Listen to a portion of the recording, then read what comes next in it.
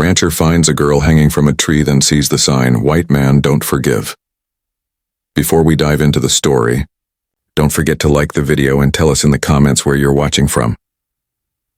The sun crawled across the New Mexico sky like a tired beast, bleeding orange and gold over a land of rock and dust.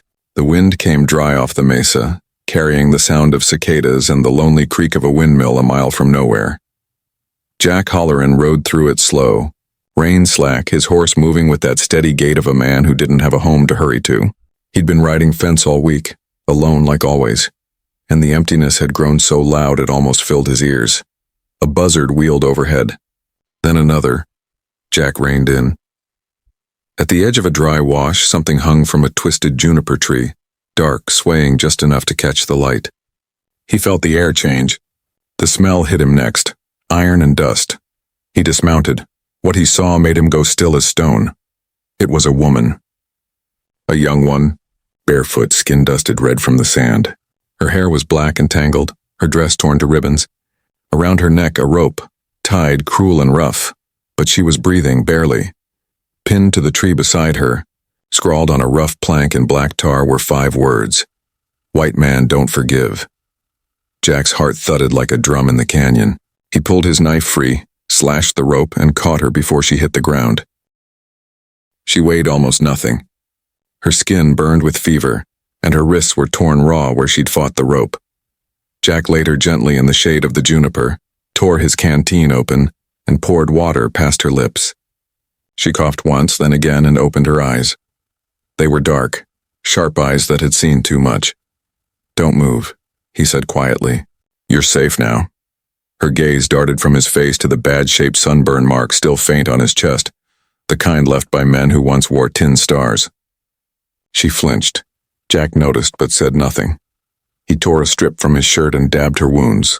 "Who did this?" She didn't answer. Her eyes closed again. Jack sighed, tied his horse to a branch, and lifted her up into the saddle. She didn't resist. The ride back to his ranch took 3 long hours through the dry gulch and across fields of mesquite. When they reached the cabin lonely, wood and corrugated tin crouched against the horizon, he carried her inside like she was something fragile. The days bled one into the next. She didn't speak for 2 of them. Just lay there on the cot near the stove while Jack brought water, boiled cloth, and spooned her soup when she could swallow. Her hands were scarred, her back bruised. Whoever had strung her up had wanted to make a point. On the 3rd morning, as he poured coffee into a tin mug, she finally said, voice low and rough, "Why'd you help me?" Jack looked up, surprised. "Would you rather I hadn't?" Her eyes flickered. "Most would have left me there," he shrugged. "Most don't sleep well with ghosts hanging over them." She didn't smile, but something in her shoulders eased. By sundown, she was sitting up, watching the cattle move like black dots in the distance. "What's your name?" he asked. She hesitated. "Naya," he nodded. "Jack." Silence stretched, filled only by the pop of the fire and the hiss of wind through the eaves. That night, the storm came rolling in from the south, lightning flickering across the mesa like the flash of old battles. Jack sat by the window, the lamp between them. Naya watched the flame, her face half in shadow. "They came at dawn," she said finally. "Soldiers. Or maybe bounty men. I was with my people near Dry Creek. They said we'd stolen horses." Jack's jaw tightened. "Did you?" Her gaze met his. "We stole them back." She took a breath. "They shot my brother. Burned our camp. Said they'd let me go if I led them to the others. I ran. They caught me instead." Jack stared at the flame. "And the sign?" "They wanted the rest of us to see it." "A warning." The words sank deep. Jack's hands trembled slightly as he set the mug down. "My wife," he said after a moment, voice quieter than the storm. "She was Kiowa. Folks didn't forgive me for that either." Naya looked up sharply. "She died 2 winters back. Fever took her." Neither spoke after that. The thunder filled the silence for them. The days grew warmer. Naya helped mend fences and fed the horses, her strength returning. She spoke little, but the quiet between them grew softer. One evening, Jack came in from the pasture, dust streaked across his shirt. She handed him a tin plate, their fingers brushing for a heartbeat longer than needed. He looked up. She looked away first. Later, by the fire, she braided her hair while he fixed a saddle strap. The air was heavy with the smell of smoke and sage. You still think of her? Naya asked. Every night, he said. But it don't hurt the same anymore. She studied the fire. Maybe that's forgiveness. He looked at her, the lamplight painting her face gold. You ever forgive them? Her lips trembled. I'm trying. The silence that followed wasn't awkward. It was fragile, almost sacred. When he reached out, slow, uncertain, she didn't pull away. His thumb brushed the side of her cheek, rough skin against soft. Outside, the coyotes called. Inside, neither moved for a long time. The morning broke too still. Even the wind had stopped. Jack was fixing the corral gate when he saw the dust cloud rising far off the ridge. 3 riders, maybe 4, cutting straight for the ranch. He went cold.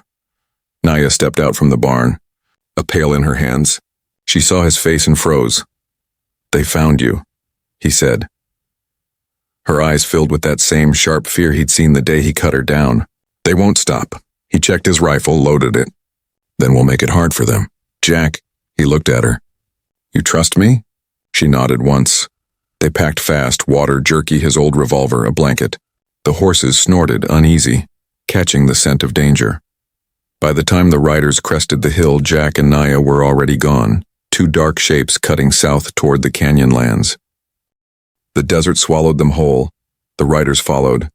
Dust clouds ghosting over the flats, the crack of gunfire echoing off the rocks. Jack fired once over his shoulder, hitting the lead horse's flank. The man tumbled, cursing, but the others pressed on. Keep low, he shouted. They reached the dry riverbed just before sundown. Naya's horse stumbled, lamed by a loose stone. She fell hard. Jack jumped down, helped her up. Blood trickled down her temple. You hurt? She shook her head. Just tired. He looked at her, hair wild, eyes fierce, and for a second all the fear in him broke into something else. He kissed her. Quick, desperate, real. When they broke apart, she whispered, We're not gonna make it, are we? Jack smiled faintly. We will. I didn't save you to lose you now. They moved again, slower but determined. By nightfall, they'd lost sight of the riders. They camped beneath a cliff face streaked with moonlight. A small fire burned low between them. Naya cleaned Jack's arm where a bullet had grazed him. Her hands trembled, but she didn't stop. He watched her quietly. You could still go north. Find your people, she shook her head. There's nothing left north. Only graves. Jack leaned back, exhaled. Then we'll go south. Cross the border. Start over, she looked up. Together, he nodded. If you'll have me. She smiled for the first time, small, sad, but real. Then south. They slept curled near the fire, the stars watching from far above. 3 days later, they reached the Rio Grande. The water shimmered silver under the morning sun. Behind them, the past burned away with every mile. Jack led the horses into the shallow crossing. The current tugged at their boots, cold and insistent. Halfway across, Naya stopped. Jack, he turned. She held his hand over her stomach, soft and hesitant. I think I might be carrying. For a moment, the world went quiet. No river, no wind, no memory of the men who'd hunted them. Jack smiled, slow, a tear catching the light. Then we'll raise 'em where no one tells us who to hate. She laughed, the sound raw and beautiful. On the far bank, they climbed the slope together, soaked and shivering but alive. Months passed. The season softened. South of the border, in a valley thick with cottonwood and wildflowers, Jack built a cabin from hand-hewn logs. Naya planted corn and kept a small herd of goats. At night, they'd sit by the fire, the baby's cradle beside them, and listen to the wind rustle through the grass. Sometimes she'd wake from dreams of the tree, the rope, the sign. Jack would hold her until the trembling stopped. White man don't forgive, she'd whisper. Jack would brush her hair from her face. Maybe he just forgot how. Maybe we'll teach him. One evening, as the sun dipped low, she painted a small sign above their door. It read only 2 words, We forgive. Jack watched her finish, his arm around her shoulder, the baby sleeping between them. The wind moved gentle through the valley, carrying the scent of rain and the sound of peace. If this story moved your heart, subscribe to Wild West Love Stories for more tales of love and redemption across the frontier.